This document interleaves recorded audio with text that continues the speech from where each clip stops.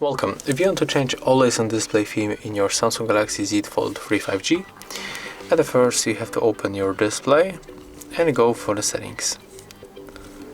Then go for the lock screen and tap on the Always On Display.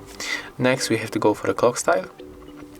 We can use these few default themes that are on the Samsung device, but I'm going back and I would like to pick my own picture from the gallery, so tap here, and as you can see here we got also a couple of the default options. I'm going for the gallery and I'm going to pick, for example, this picture. Here we can also resize that picture like you want, and then tap down to confirm, and take a look right now. When we are going to lock our screen, we can find our customized theme. If you find this video helpful, remember to leave a like, comment and subscribe.